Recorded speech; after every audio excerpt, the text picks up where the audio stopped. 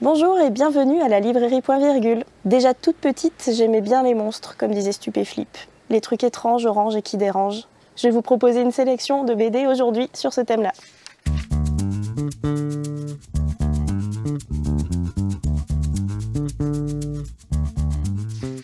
Je commence la sélection avec le manga Witch Watch, qui est un manga de sorcellerie. Notre héroïne vient d'obtenir son diplôme de sorcellerie et elle choisit comme serviteur son ami d'enfance qui est un ogre. Et ils vont commencer une colocation tous les deux. Et elle voit le côté romantique de la chose alors que lui est très pragmatique et terre à terre. Ça donne lieu à pas mal de quiproquos et c'est un manga assez marrant. Il y a plein de références à d'autres mangas. Donc par contre, petit conseil, si vous êtes en train de suivre Hunter x Hunter, suivez jusqu'à la fin parce que ça spoil quelques trucs. Spéciale dédicace à mon ancienne collègue Émilie. Et ça fourmille de références aux autres mangas. Moi j'ai trouvé ça vraiment super drôle. Pour l'instant c'est en 3 tomes, toujours en cours de parution. Ma deuxième sélection, c'est la bande dessinée Mauvais Monstre qui vient juste de sortir, tout chaud du four. On suit un monde où chaque personne est accompagnée d'un monstre, un peu comme les royaumes du Nord. En fait, depuis l'enfance, les humains ont un œuf duquel ils doivent s'occuper et cet œuf éclot à l'adolescence.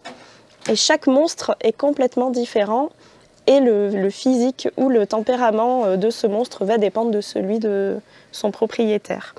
Et on suit notre héroïne, Héloïse, qui n'a pas l'air franchement très préoccupée par son œuf. Et un jour, son monstre éclot et en fait, c'est un monstre extrêmement moche. Elle en a vraiment super honte et elle va tout faire pour le cacher. Et surtout, elle se pose la question, est-ce que c'est un bon ou un mauvais monstre? C'est l'occasion de se poser aussi des questions sur elle. Vous allez voir que c'est un personnage assez haut en couleur, franchement antipathique par moments. Mais la bande dessinée est vraiment très drôle, assez sympa. Et pour l'instant, c'est un premier tome. À quand la suite?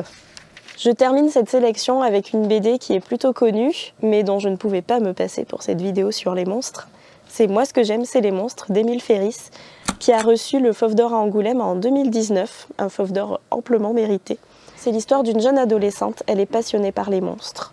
Elle en est vraiment fascinée, au point qu'elle se représente elle-même constamment en monstre. Et un jour, sa voisine décède. Elle va enquêter sur l'histoire de la voisine et découvrir son passé, notamment que c'est une survivante de la Shoah. Et là, les monstres vont bien sûr encore plus proliférer. C'est vraiment une bande dessinée incroyable, entièrement dessinée au stylo bille. Et comme notre héroïne écrit dans son journal intime, on a les lignages sur presque toutes les pages. Et c'est vraiment splendide. Pour moi, cette BD, ça a été une grosse claque, comme pour beaucoup de lecteurs d'ailleurs. Bref, c'est un premier tome. Le deuxième, on l'attend aussi depuis des années. On ne sait pas encore quand est-ce qu'il va sortir. Mais vraiment, pour moi, c'est une des BD qu'il faut avoir lu dans sa vie. Voilà pour ma sélection monstrueuse. J'espère que ça vous aura intéressé. Si vous voulez d'autres conseils, n'hésitez pas à venir à la librairie. À bientôt!